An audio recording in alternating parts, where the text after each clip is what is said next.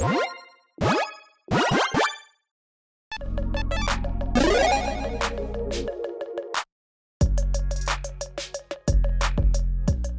everyone, Mitch coming in from, yet again, not the Commander's Core studio, which you might have noticed. Anyways, yeah, not the neon, lights in the background, so here we go. On this episode, I'm going to be talking about yet another crazy leak. Yeah, if you missed it, it's leak season again. Apparently, leak season came late this spoiler season, or about to be spoiler season, but basically, again, Wizards keeps having this happen every other set or so these years now, where it's like, hey, yeah, you know what? Here's an early preview to the cards, but we're not going to confirm them, and whether or not Wizards put them out there, or again, they were found somewhere, or someone opened up a pack of one thing but it had other cards. Who knows what the truth is? But you decide that for now until we actually see in spoiler season if these are real cards or not. But yeah, let's talk about on this episode a very crazy and very brutal new leaked card. Yeah, that again has not been officially confirmed, but is pretty crazy. If it is real, here we go. Asinine Antics, a source for 2 blue. You may cast it as though it had flash for 2 more if you pay for 2 more to cast it. For each creature opponents control, create a cursed roll token attached to that creature. Now, when the world is a cursed roll, let's learn. If you control another roll on it, put that one into the graveyard and enchant creatures a 1/1. Basically, from my understanding, and correct me in the comments below if I'm wrong on this, a cursed roll token will basically just be probably an enchantment aura, right? Because it says enchant creature. Enchantment aura that you place on a creature. Again, in this case, with this card, you're putting on every single creature opponents control, and it turns all those creatures into 1/1. So basically kind of like, not polymorphs them, but it turns them all into just like little 1/1s. So cool. Have fun with your 1/1 armies, everyone. And again, this is a sorcery for 4 mana, but also you can just cast it at instant speed. It's kind of like Route in that way when it comes to a board wipe. I mean, this is not a board wipe per se, but it is a board diminishing effect. Let's just go with that. An effect that says, you know what, let's make all your creatures super tiny and completely irrelevant for the most part. Now, this doesn't take away activated abilities or whatnot from those creatures, so not completely irrelevant, I guess, to certain creatures, but again, if you take their 10/10 and make it away 1/1, sorry, it's much less effective. So yeah, this is a crazy good card, a crazy brutal card. There's certain commanders that are going to be just salivating at the mouth for this card to be in the deck because, yeah, this is a crazy good card for them. Again, this is kind of like a one-sided board wipe in a way. Again, pseudo board wipe, I should say, because it doesn't take out creatures, but it's like it really hampers your opponents, just diminishes their armies to almost nothing. And again, for just 4 mana, or again, 6 mana instant speed with that flexibility. So that's a pretty crazy effect. Also, you can take advantage of all those enchantments that are going to be in play or coming into play or whatnot. We'll talk about some ways to take advantage of that. But also keep in mind, yes, okay, technically, I mean, that isn't a death sentence for those creatures, right? That's not just, oh yeah, your creature's permanently a 1/1. No, it's like, okay, yeah, they could get rid of it, if they've got a way to remove an enchantment. I mean, yeah, okay, I guess I should say a mass enchantment board wipe will take that out. Again, obviously. Cleansing Nova, something like that, sure, would take out all those things, and then that would kind of like mitigate exactly what you're doing with this card. That being said, if they don't have one of those, yeah, they can like one-off enchantment removal with, a spell, but if they don't have, a lot of ways to take out a lot of enchantments, yeah, you've done a lot of work with this. You've done a ton of work with this, because this can turn around a game right away. This can just make something absolutely crazy. Again, this can also just be like a way to get your creatures kind of, not through in combat, but just wipe out your opponent's armies in combat as well. By like, okay, before I go to combat, yeah, I don't have the best position right now, I don't have the best army, but all of a sudden, 4 mana, now I do, because all your creatures are tiny little 1/1. So now I'm going to swing out and take you out. Yeah, a really crazy card again, one that I will reiterate has not been confirmed to be an actual card, so please keep that in mind.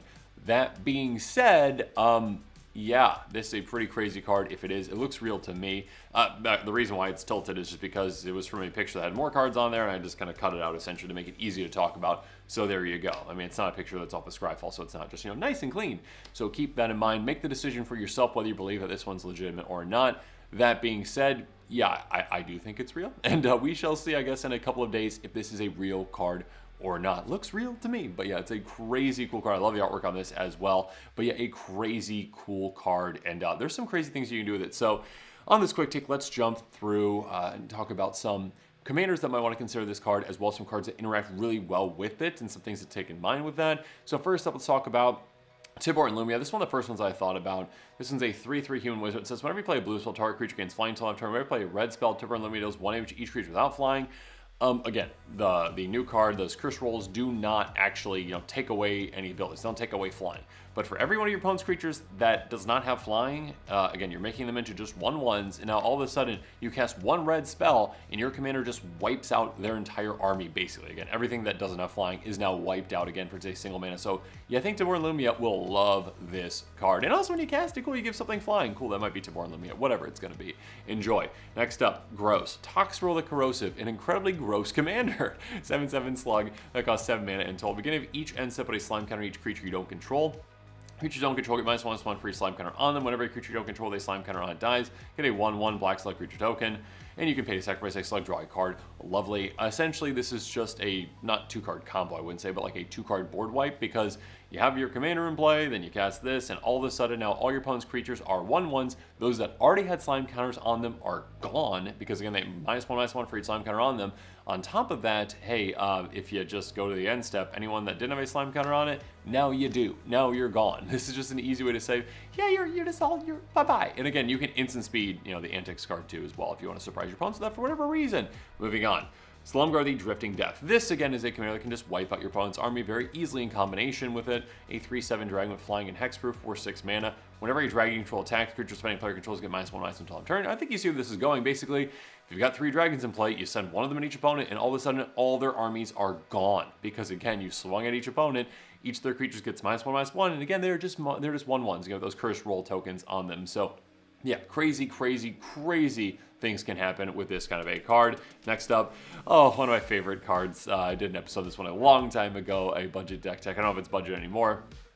We got Skeleton Ship, a very weird commander. A 0/3 that basically says, hey, if you don't have any island, you have to sacrifice it. So that was the thing, like Island Home, I think it was basically. On top of that, tap, put a -1/- counter on target creature.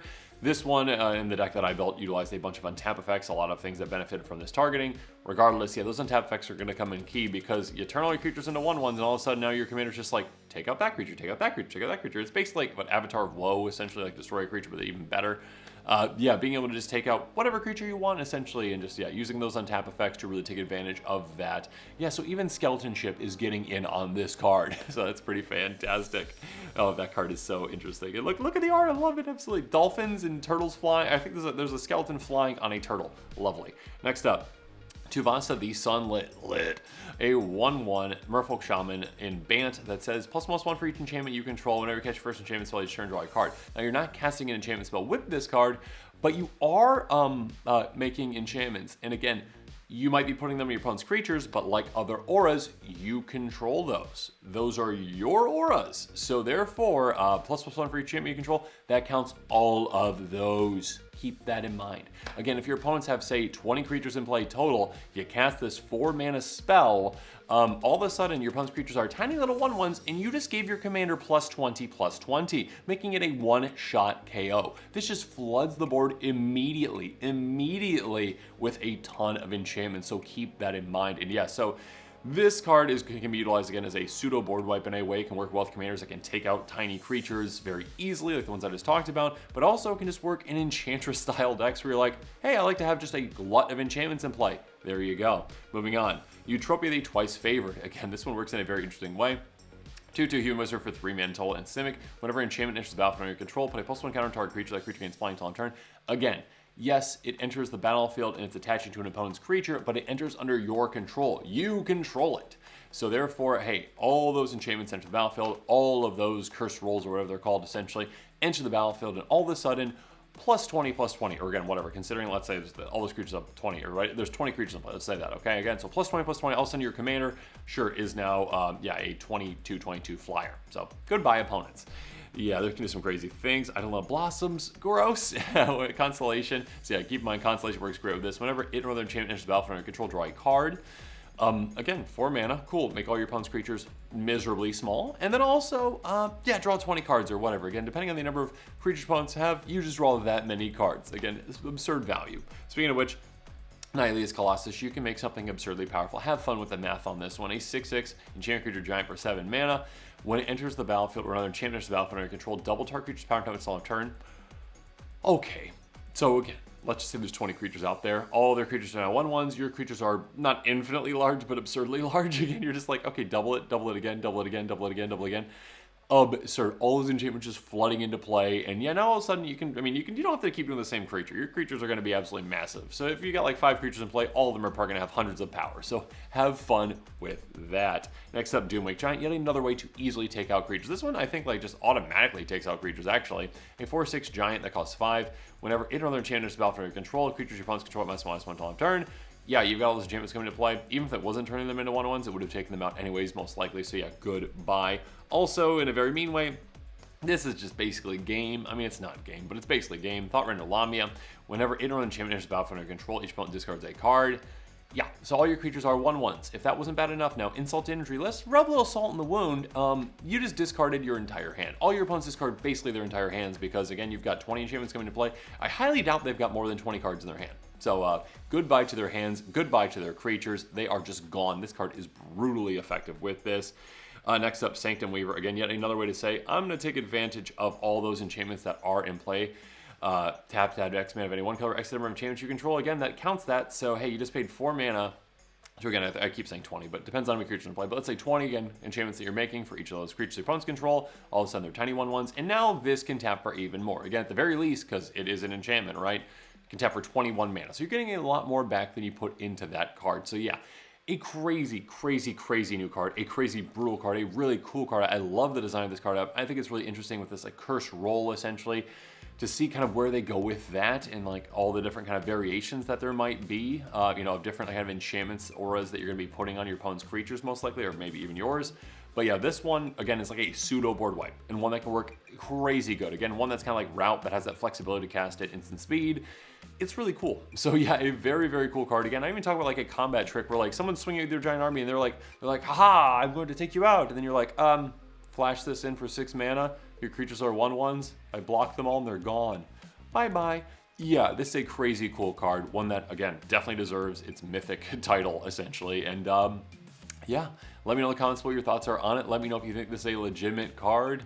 Let me know what decks you would use it. I could think of a couple, but I highly doubt it's going to be budget friendly because it is a mythic and it's a very powerful effect. So we shall see. But yeah, make sure you're staying to this channel for more exciting quick takes and spoilers and leaks. And yeah, also make sure you check out my other episodes on the other leaks that have already come out. So yeah, let me know in the comments what your thoughts are on all this. And of course, as always, thanks again and have a good one. This show and episodes like this one are possible thanks to viewers like you. If you're looking for an easy way to help support this show, make sure that you like, share, and subscribe. Also, hit that bell notification icon so you don't miss any new episodes. You can also go check out our playmats and other merchandise at thecommandersquarters.com. We also have a ton of brand new t-shirt designs in stock, so make sure you check out those as well. Another easy way to support this show is with our TCG Player affiliate links. So whether you're buying a deck or individual cards, you can use this general link right here or one in the description. And the final way that you can support this show is by supporting us directly by becoming a patron. There are many benefits to being a patron, and I truly couldn't do this without all of their support.